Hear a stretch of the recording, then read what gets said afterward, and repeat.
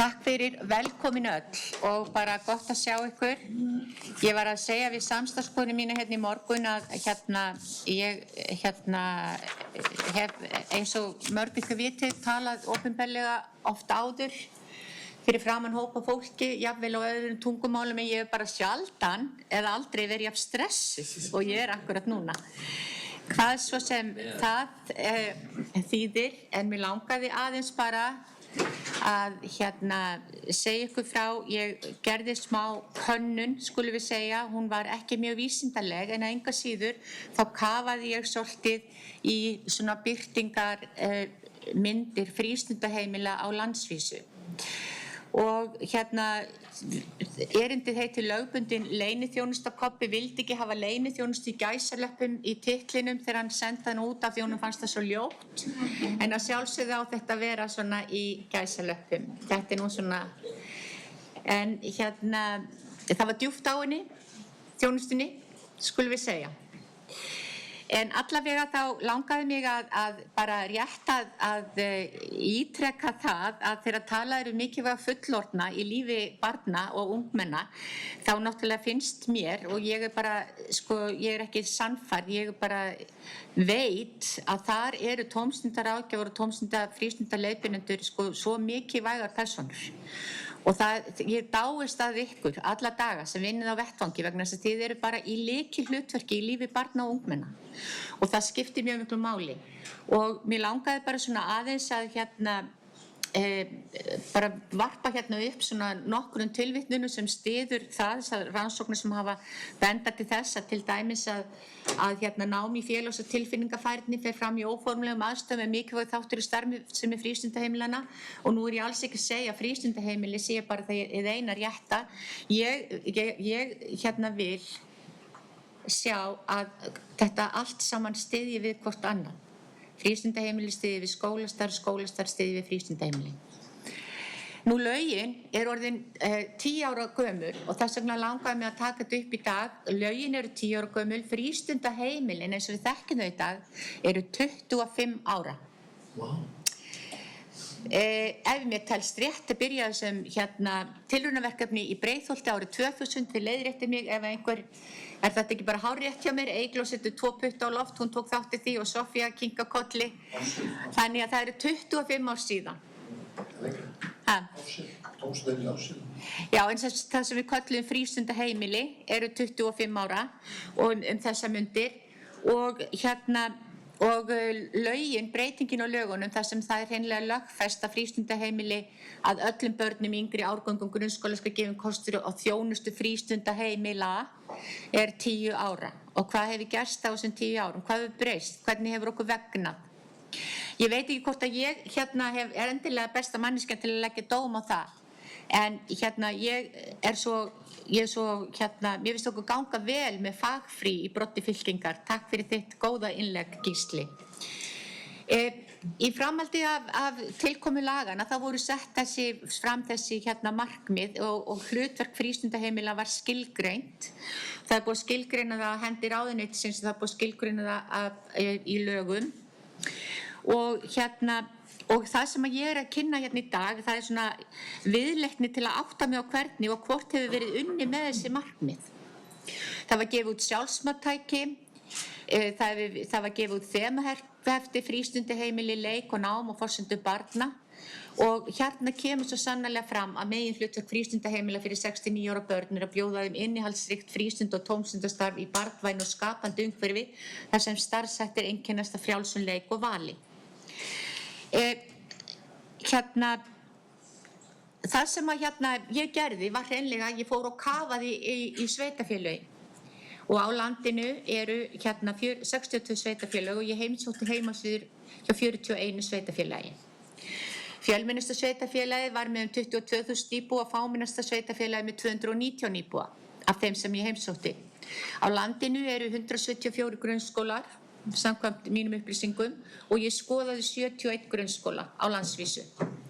Og ég undanskildi stærstu sveitafélögin svo sem Reykjavík, Hafnarfjörð og Kópavog. Ég var ekki að kíkja á þau. Ég gerði það nú ekki.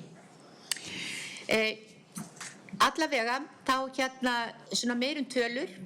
af þessu 71 heimasíðu sem ég heimsótti fann ég markmið með starfinu hjá 33 skólum og mér finnst það heldur ríkt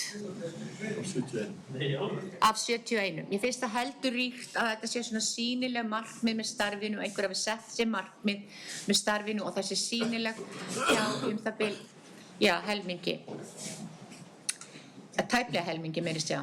En hérna í 3 skólum var talað viðfangsefni frístundaheimilisins og það var svona útlistað og svo voru svona grunnupplýsingar, það voru hjá 64 skólum og þessar grunnupplýsingar sem ég að tala eru opnunartími, verðskrá, við hvernig á að tala og svo framvegis. Það voru engar upplýsingar hjá 7 skólum, ekki neitt, ég fann ekki neitt. Nema að ég fann að þau ráku frístundaheimili eða eitthvað í þeirri líkingu og þetta ekki endilega hjá minnstu sveitarfélögunum. Allavega, heimasíðu grunnskólana voru líka áhugaverðar og ég fann, ég veit ekki, ég með svona bendil hérna líka? Nei, kannski ekki. En ég fann 2 heimasíður þar sem að frístund var svona einn flokkur, annars leitaði ég, sumstaðar var þetta undir skólinn, þetta var aldrei undir nám, sumstaðar var undir stoðþjónusta, stundum undir nemendur, stundum undir hagnýtt, stundum undir gagnlegt efni og svo framvegis. Þannig að þetta var víða. Það þurfti að leita víða þangað til að finna eitthvað frístundaheimili. Nema á þessum 2, þarna voru svona hlekkir þar sem var frístund, beint á frístund í þessum 2 skólum af þessum 71. Hvað skal barni heita? Hvað skal barni heita? Þetta tók ég saman og þarna eru 13 heiti sem eru ekki frístundaheimili. Frístundaheimili er eitt af þeim. Ég ætla bara að benda á að Íðorðabanki sem að Hulda kynnti hérna í morgun er með 9 heiti á frístundaheimili. Þannig að þau eru ansi fleiri heldur en hefur verið safnað saman þar inni. En það var svo áhugavert að stundum var talað frístund og svo þegar ég fór inn í frístund og skoðaði hvað var verið að segja frístund, þá kom alls konar annað.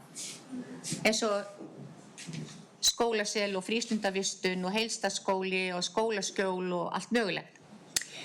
En það voru ýmsar birtingamyndir á svona starfi frístundaheimilana og mér fannst ég tók 2 dæmi sem ég fannst mjög ólík. Frístundir óriðjóli hluti af heildastarfi viðkomandi skóla og litið á starfið í frístundastarfinu sem mikilvæga hluti af uppeldisstarfi skólans. Ég var sérstaklega hrifin af þessu. Og svo hins vegar starfsemi skóladagamiðlis byggist á öllu leyti á þeirri uppbyggslegu stefnu sem skólinn hefur sett sér, sem er líka bara mjög ákveðin stefna. Og ég var sérstaklega glöð að sjá starfskrá frístundaheimilis. Það var í sveitarfélagi með 575 íbúa, ekki eitt af þessum stærstu sem ég skoðaði. En vitið hver var að vinna þar? Það var tómstunda félagsmálafræðingur. Ég leit það sérstaklega að því. 2 skólar voru með foreldrahandbók fyrir frístundaheimili. En svo voru markmiði, af því ég hugsaði, hvernig líta svo markmiðin út? Þau voru yfirleitt afar almenn, en það voru það var til dæmis eins og markmið 2 er náttúrulega bara beint úr markmiðunum sem mennta- og menningarmálaráðuneytið þáverandi setti fram. En þau voru alveg frá því að vera margmál og yfir í að vera fámál. Eins og í frístund leitist við að tryggja börnum fjölbreytt og uppbyggilegt viðfangsefni. En allavega, og svo þetta sem ég fannst líka áhugavert, það var samkvæmt viðmiðun og stundaskrá, og það til að gæta hagkvæmni í skólarekstrinum með gripi til þess ráðs að fylla upp í þennan mismun með yngri nemendur fara í frístund innan gæsalappa. Þannig að, já, og þar gera þau ýmis gagnleg-verkefni og leika sér. Gæsla til skólaloka er úrræði fyrir nemendur sem eru með færri vikustundir en 37 á viku og þurfa að bíða eftir skólabíð áður en að tímasókn þeirra lýkur. Og svo þetta sem að frístundir í boði, mér varst þetta alveg fínn texti, alveg þangað til kom að þessu sem að ég hef feitletrað og undirstrikað. Reynt að efla vináttu meðal barna. Það reynt, sjáu þið til. Við skulum reyna.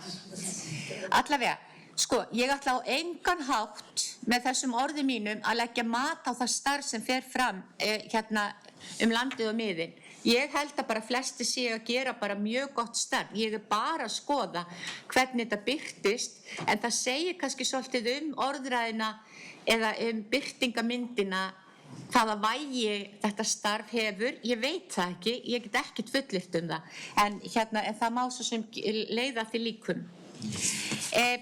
Ég ætla að halda tíma, ég ætla ekki að fá nægilega Lóu, hún komin upp á borð hjá mér, ég bara skila ekkert í þessu. Hún gleymdi henni. Hún gleymdi henni? Það nú það.